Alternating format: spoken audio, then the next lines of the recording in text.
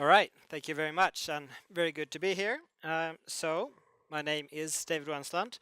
I've spent the last decade or so working primarily on underwater robotics and sensor management, data synchronization, things like that, automatic reporting. And I have been working with Nitec since August last year, heading up the connected device security specialty area. So what's the point of this specialty area? Well, there are a few numbers here on this slide, and I won't read them off, not all of them at least, but some of the more interesting ones are the fact that we have in 2015 in Sweden over 85,000 cases of identity theft. That's more than the number of bicycle thefts, and it's an increase of 300% in just 5 years. So that's a major number. The first one is interesting as well. $100 billion is the estimated cost of a larger, major cyber attack. And that's estimated to be more expensive for society than major environmental disasters such as volcanoes, earthquakes, tsunamis, and so on. And of course, the last one, $6 trillion is the estimated cost of the yearly estimated cost of cyber attacks in 2021. So just a few years from now, it's estimated that cyber attacks will cost society $6 trillion. So can anyone here relate to that number? In Swedish, it's biljoner, 6 biljoner. Okay, it's quite a few zeros. 12 of them, to be exact. So now that you see the number in front of you, can you relate to that number? All right, we'll try some comparisons then. So the gross domestic product of the United States is about 3 times that, and Sweden's is about 1/10 of that. So as the graph looks today, you could actually buy Apple 6 times over and have change to spare with that amount of money. So it's a huge amount of money that's going to be spent on cybersecurity in the next few years. So obviously this is important, and the mission for Nitec's connected device security specialty area, of course, is to decrease these numbers, all the numbers you saw on the previous slide.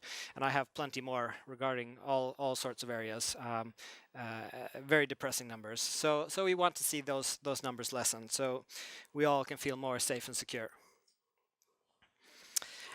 We do have some restrictions on this specialty area, though. Cybersecurity is a fairly large area, has lots of different aspects, and Nitec is a technology company, and Nitec Systems primarily works with software and electronics. So connected device security will work in the area where these two areas of expertise where they intersect. And I'll get into functional safety in a second, but we do have a large amount of people working with that as well, and a large interest in that. So we have, connected device security here, and then of course this area where functional safety intersects is also interesting, and of course right in the middle where we have a project going called Securing the Safety of Autonomous Cyber-Physical Systems. It's a project that Nitec is running together with Mälardalens högskola. And what it is doing is it's looking at how functional safety, so what it is that causes you to feel safe when driving a car or riding a bus, riding a motorcycle, to extend that to include cybersecurity as well, because current standards for functional safety simply do not take into account the cybersecurity aspect. So, of course, the area right here is of particular interest to us. So here's just a few details about the project. I won't say much more about that, but we're doing it together with Mälardalens högskola, Volvo Construction Equipment, and ABB Robotics. And the idea is to create a method, a model, where attack vectors, external attack vectors, are taken into account for functional safety. as you saw on the previous slide here, ISO 21434. Has anyone ever heard of that? No hands? How about ISO 26262? All right, few people. So 26262 is functional safety for road vehicles. And this new standard, which is being developed, it will be published hopefully in 2019, is cybersecurity engineering for road vehicles. So this is a sister standard to 26262, where you actually take all the cybersecurity threats into account as well. And NITEC is a member of the SIS technical committee that is working with both ISO and SAE to develop and publish the standard. So we're really looking forward to this standard coming into effect in the end of 2019. So anyone who wants to hear more or talk more about that can do that during the break or in the Q&A session. I won't say anything more about it now. Okay, I'll spend about another 90 seconds talking about NITEC, and then I'll move on to other things. So within connected device security, we have 3 different customer offers currently.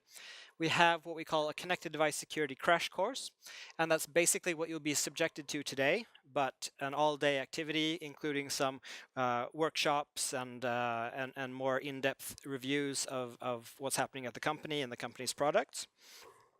We also have what we call a sweet spot pre-study, which is an analysis method to look at the big picture as far as cybersecurity is concerned at the company. So you can, instead of looking at a small task such as we want to penetration test this specific device, you look at where the threats are, what the vectors are, and take a more structured approach to cybersecurity, and put the effort and the money where it makes the most difference. And then we have secure dev process, which is a method, collection of tools to develop safe and secure electronics and software. So a number of standard practices, development methodologies that we can use to the extent possible guarantee secure and safe electronics and software. And I won't say anything more about that.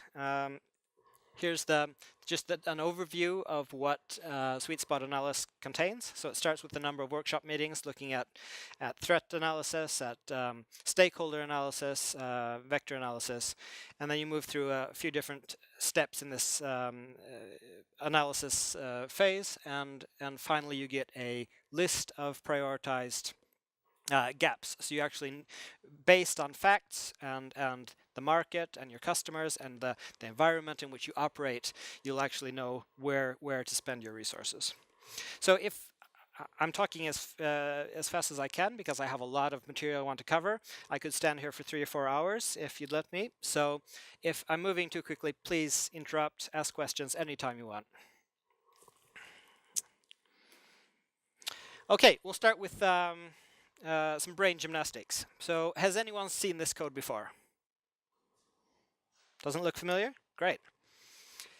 Okay, so can anyone see anything strange about it? Anything jump out? Take a guess. Yeah, right? Excellent. This is the second time ever anyone has actually caught it. Okay, so good job. Right here.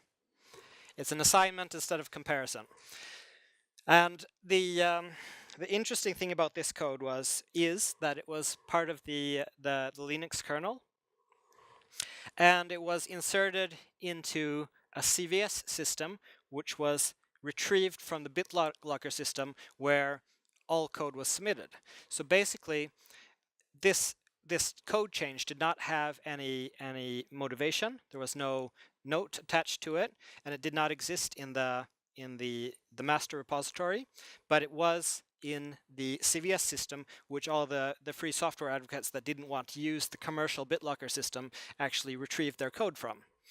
And it took a while, but somebody did catch this and noticed that this commit didn't have a note or an explanation attached to it. And this is an email from the thread discussing this.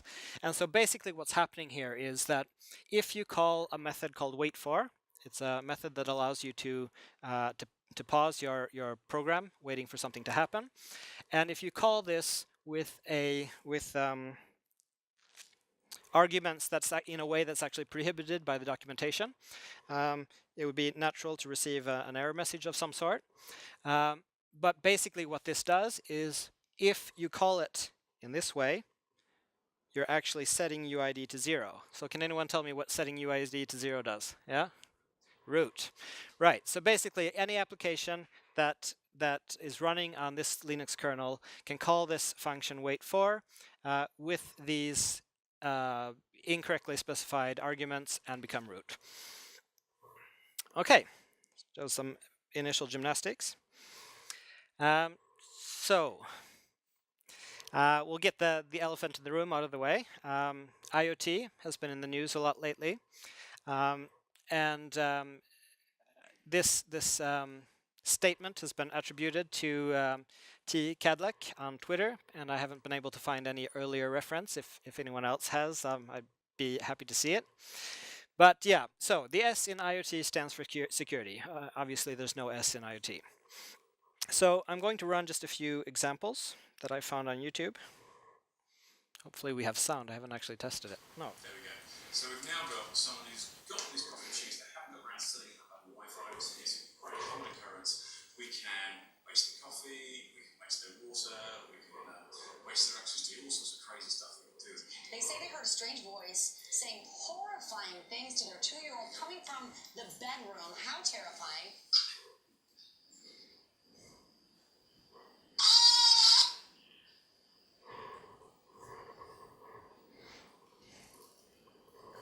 Just imagine, I was at a gig, and I'm in the middle of like amazing blazing solo, and all of a sudden, unauthenticated, anybody in the audience can do this to me.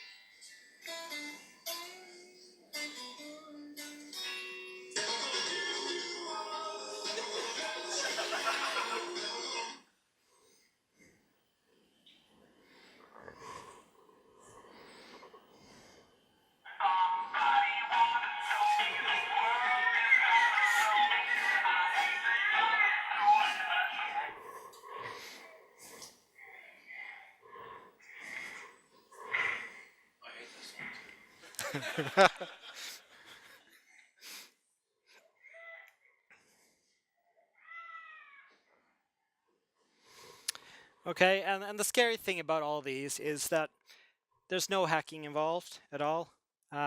It's default passwords. There's hard-coded passwords. There are hard-coded backdoors.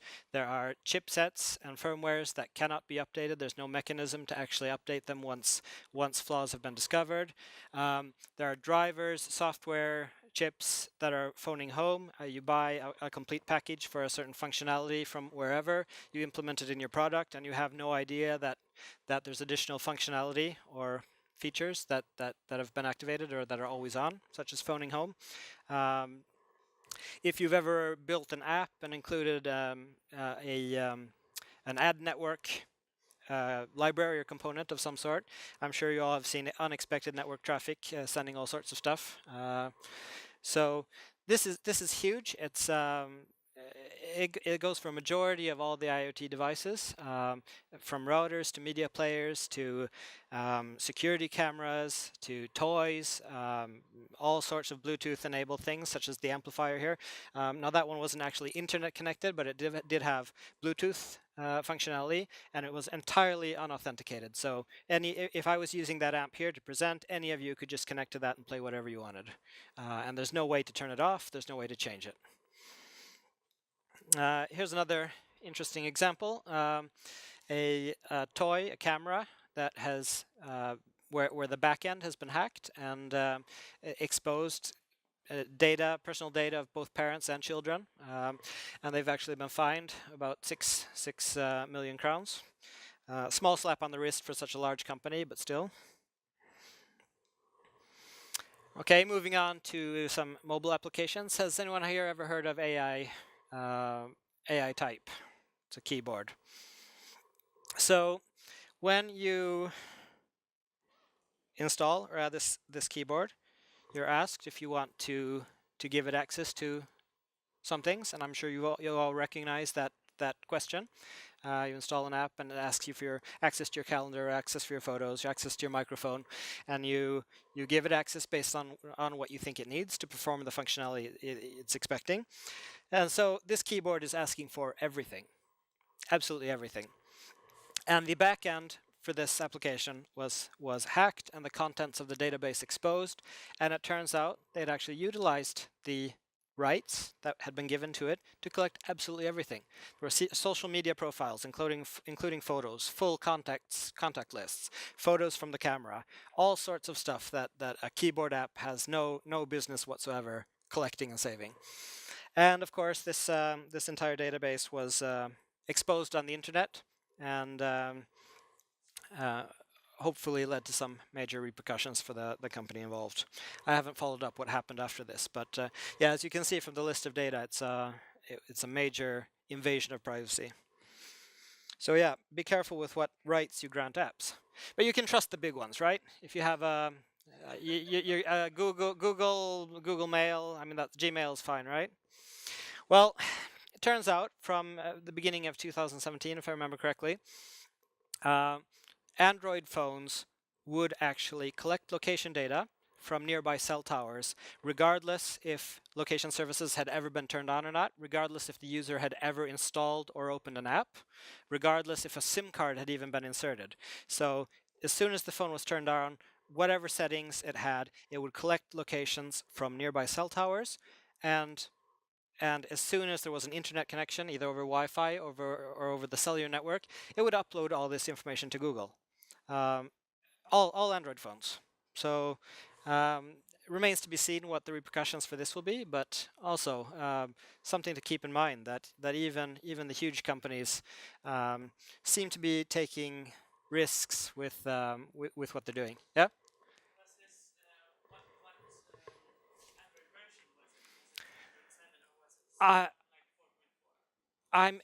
I'm assuming it was a newer one due to the fact that it was from the beginning of 2017, so I don't think they would have activated that for an old version to happen later. Okay, so it was a new activation that had been or a new implementation right now. I don't know. I just know that it happened in 2017, so I'm assuming it was a version that was released late 2016. It was found out in 2017. Hopefully someone has collected network traffic and go back and look. But yeah, it was detected in 2017, and it was late 2017 when Google said they would stop doing it. And this isn't the first time. I'm sure some of you heard about the Street View cameras. The cars that collect photos of all the roads everywhere for the Google Street View service, and they got caught actually collecting the SSIDs of all the networks that they drove around. So, and then based on that, they collected MAC addresses. So based on that, they can position you, the name of your network, the address you live at, and they can cross-reference that to all sorts of services. And they got caught doing this and had to stop and claim that they never used the data and that they had deleted it. But yeah. So yeah, some cause for concern there. Another example, Uber. Anyone here ever use the Uber service? Yeah. So hackers managed to, by trawling through GitHub repositories, managed to find login details for an Amazon bucket where they found additional information that allowed them to access and log into a database containing 57 million data points about customers and drivers. And that was bad enough, but then they went back to Uber and said, well, we have this data, and if you don't want it shared, you have to pay us about 1 million Swedish crowns. And the company did this. So, and this is just one example where it has actually been exposed, and we don't know how often this actually happens.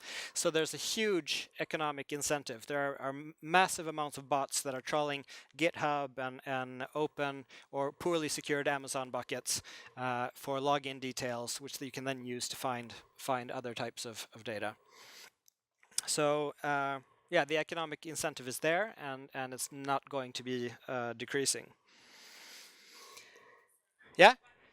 Yeah? Yeah. So if it's OS version Android 56B, it's the Android 8. Android 8, which means And what? it was the newest. It was the newest. Okay. All right. Good to know. Thanks. Okay. I'll have to look into that. I should know that. I don't, but so sorry about that. But okay, so wireless wasn't me. Um, wireless connectivity is of course becoming more and more prevalent. I have one here. I have one here. I've got one there. A few over there. I'm sure together here we probably have, I don't know, 80, 90 devices. Maybe that doesn't even cover it right here within a 10-meter radius.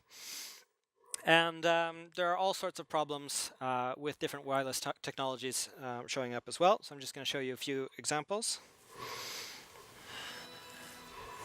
This is a high frequency antenna. This will just connect to the reader writer with a cable. And then this little device here, it's a mini computer. It's effectively a cloner. So once we get close enough, it just starts capturing.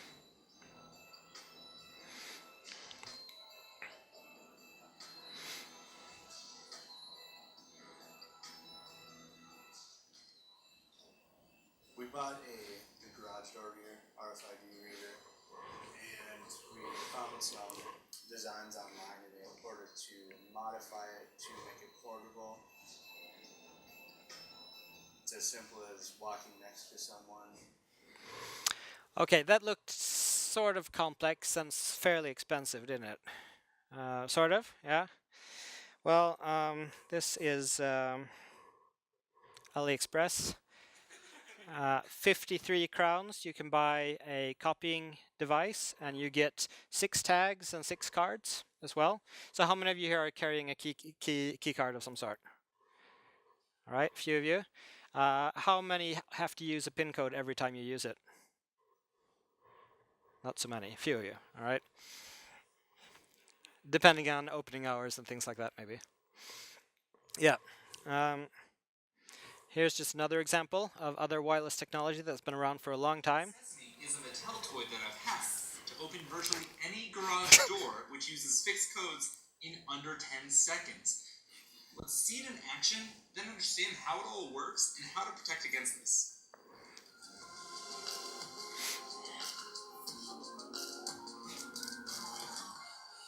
Before we go any further, while I've released all the details and source code, I've altered the code so that it won't actually work to prevent criminal abuse. Unfortunately, garages like this have been vulnerable to attack for over 30 years, yet are still being manufactured today and are irresponsibly being sold without consumers' knowledge of their inherent weaknesses. All right, so if you find this entire clip on YouTube, it's fairly long, and he goes into the mathematics of how we managed to check all the potential codes. It started out as an activity that would take about a minute, and he got it down to just a few seconds. And it's an interesting subject if you're interested in that type of thing. And yeah, as he said, the interesting aspect of this is that these garage door openers are still being sold. Less and less frequently, but still, they're still on the market. All right, and if we look at a little bit more high-tech end of this type of technology. Anyone seen or heard about this before? Jönköping? Yeah.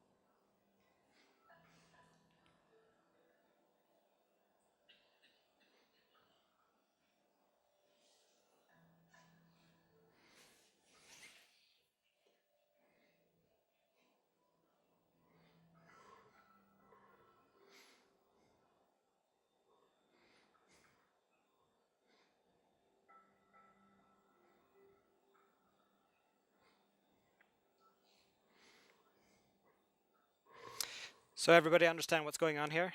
Basically, you're detecting the key inside the house, relaying the signal from it to the car, tricking the car into thinking that it's close enough to actually open the door, and then actually start the car. So keyless entry and keyless drive.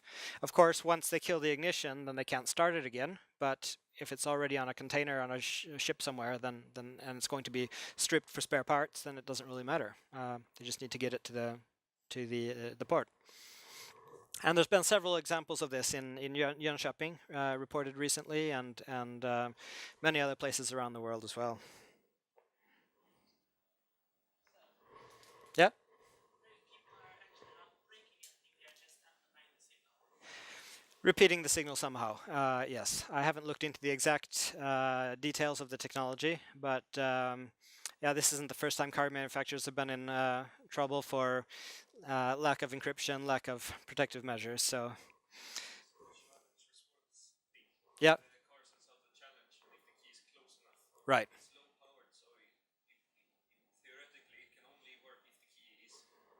Right, so it's induction activated. Yeah. Right. So it is basically only amplifying. Okay. Right. You're driving, it's not checking for the keys. It's just doing stops that you can't end it up. Yeah, I was very surprised the first time I left home without my car key. I started the car, for whatever reason took it out again. I didn't mean to. Went back in the house, left it, and then went back to the car, drove off, and then came back to the train station and couldn't figure out where my key was. Sorry. Yeah, there was a warning. I was in a hurry, though. I wasn't paying attention to the dashboard. If I'd been paying attention, I wouldn't have forgot the key in the first place. But yeah, there are plenty of other interesting devices you can buy online. These are actually from Swedish web shops. You can find equivalent items much cheaper elsewhere. But yeah, this is basically a keylogger that you can attach over USB.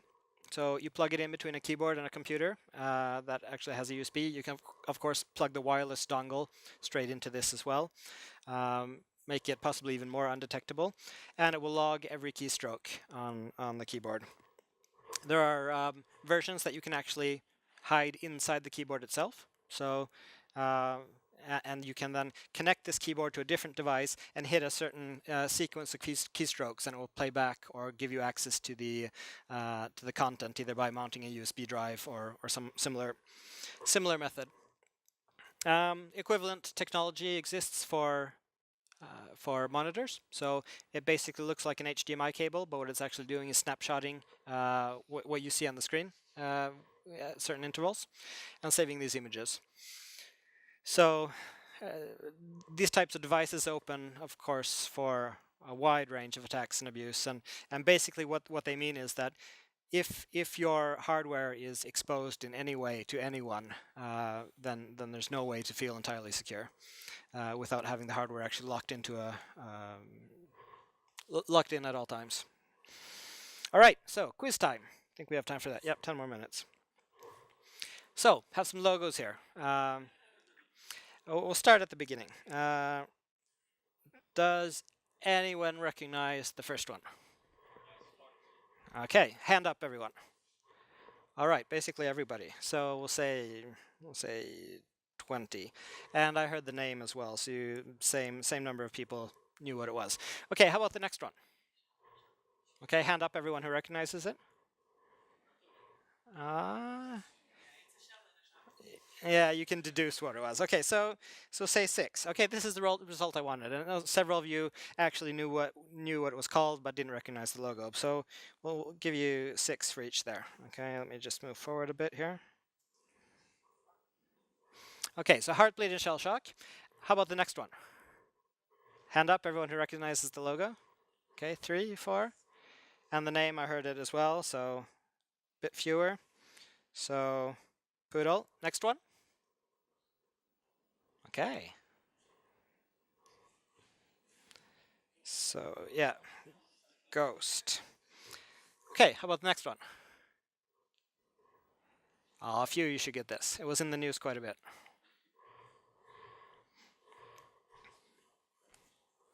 stage fright. So privilege escalation for Android devices. Next one. I'll give you the name right away. Okay. So I think that this logo is actually a bit of a retrofit. So there are a few of you that recognize the vulnerability at least. Okay, next one. Same thing here. I think that logo was actually designed after the fact. Sorry. Bad luck. Okay, that's a big 0 on that one. There have been a few. This was DDoS vulnerabilities. But yeah, I guess you could call it overhyped, possibly.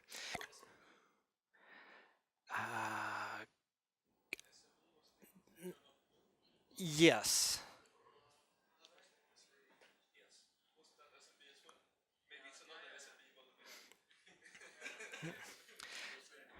Yeah, there have been a few. Okay, about the next one. Yep. Okay, one person got the name. Anyone got the hand up? Everyone who recognizes it. Right? A few of you. Let's say 5. I have great handwriting, don't I? Let's see, am I caught up? Okay, there's Blueborn. Okay, how about the next one? Okay, hand up everyone who recognizes the logo.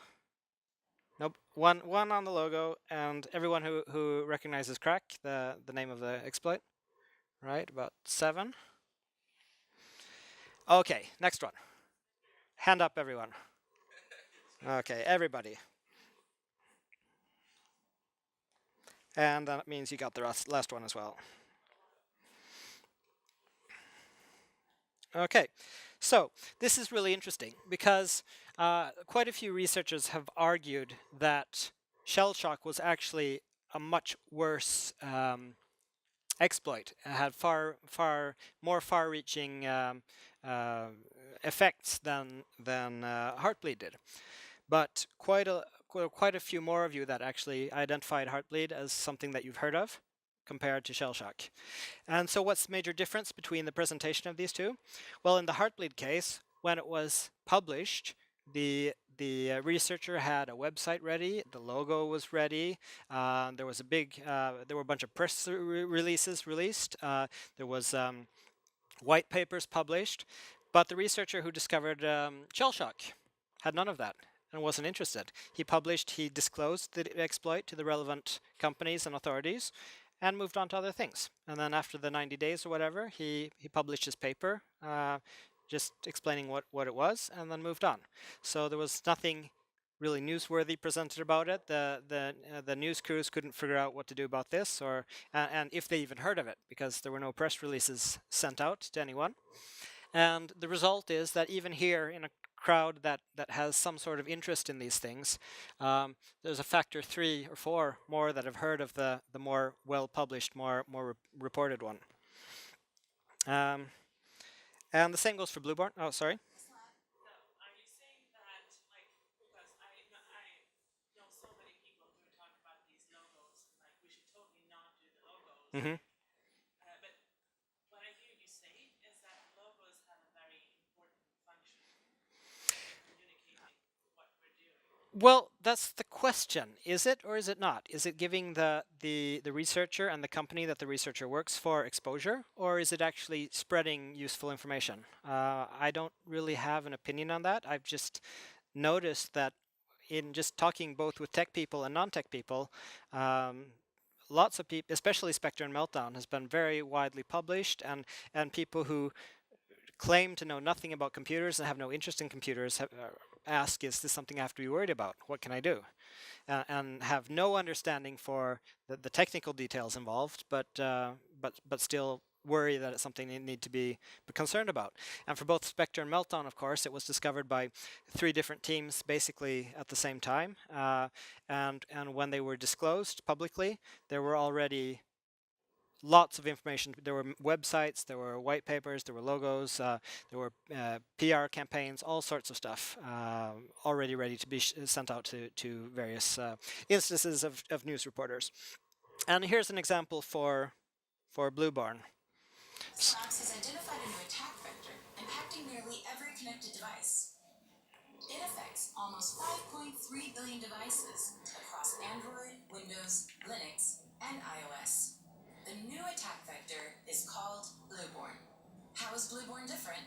Unlike traditional cyber attacks, Blueborn doesn't require a user to click on a link or download a malicious file, or even be on the internet. It spreads locally over the air via Bluetooth, and a hacker does not need to actually pair with the target device. If Bluetooth is turned on, a hacker can connect to the device, take control, and spread malware, all completely undetected by the user. What would a Blueborn attack look like? Imagine a delivery person with an infected device. He drops off packages at a bank, which is typically a very secure location. But with Blueborn, the infected device can connect to and infect any other device around it via Bluetooth, such as a smartphone, smartwatch, laptop, or any other Bluetooth-enabled device. It can infect the customers or workers in the bank, even the bank's system, if their Bluetooth is active. As he continues to deliver packages, he unknowingly spreads the malware at each stop during his day. Each device he connects with can become a carrier of the malware, which in turn can spread the malware to other devices. Whether in a meeting, at a coffee shop, even at a hospital, with Blueborn, hackers can take control of a device, potentially delivering ransomware or even more nefarious malware that tries to gain access to a critical business's systems and information. Why is this important? Blueborn spreads from device to device through the air, which makes it very infectious. Via Bluetooth connection, hackers can penetrate and take control of computers, mobile phones, and IoT devices like smart TVs, digital assistants, watches, sound systems, and even medical appliances. An attack using Blueborn is completely invisible to the impacted user. Businesses have no way to see this type of attack or stop it, as it is out of the traditional kill chain. So that sounded pretty scary, right? I mean, especially for a non-tech person, it sounds like basically everybody should have this. It's like what's the movie, Outbreak, or Walking Dead, whatever. I mean, nobody should be unaffected by this. But in reality, of course, that's not quite true. But this demo, this presentation, was included in news reports everywhere, on TV, on the web. If you search for Blueborn, you'll find reports from basically every type of news outlet where they've included this footage and this animation in their reporting. So this definitely has a value for the company that has discovered the vulnerability, and I'm sure there is some benefit as well. If you're aware that these things exist, you might be more inclined and more curious about what you can do about it. So what can you do about it? Any suggestions? So all these vulnerabilities: Spectre, Meltdown, Blueborn, Crack, and the early ones, Heartbleed, Shellshock. What can you do? If you know nothing about computers, you know nothing about app development, you know nothing at all, what can you do? Any suggestions? Yeah? Yes, but assuming you don't want to do that. Yeah? Yeah, yeah. Yeah, yeah. Actually does it, which iOS now doesn't do. Or it actually turns it back on within 24 hours or whatever it is. Someone knows how to completely shut down Bluetooth and Wi-Fi. Talk to me and Yeah, yeah. Yeah, but that's not fun. So how about updating and patching instead? I mean, all these exploits are patched by the major vendors in reasonable short order. I mean, in most cases, they've actually been disclosed to Microsoft and Intel and Apple and Google and everyone else who produces software and hardware. And in most cases, when it's a major vulnerability, they have patches available on the day that it's actually disclosed to the public. Yeah? For example, if you have a vendor that introduces a new privacy invasive Mm-hmm. something in the new operating system, you might be inclined not to update for that reason. Mm-hmm. You always have to do this cost-benefit analysis. Mm-hmm. Yes, or if you're concerned that the performance of your device is going to suffer if you actually install the update, which has become a very common occurrence. I'm not saying it's actually the case, but the perception is that this is happening all the time. Okay, so we're a minute and 50 seconds over, so we'll take a break here now, and you grab some food and something to drink, and I'll set up a demo, and then when we start again in was it half an hour? Half an hour was it? 15. Yeah. Okay. In a half an hour, we can start again.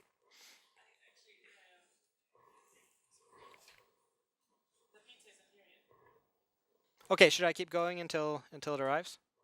Okay. So we'll just. Okay. Yeah. hmm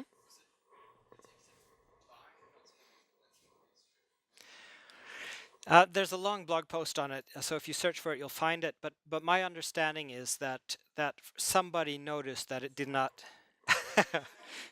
That somebody did in fact notice that there was something strange about the commit.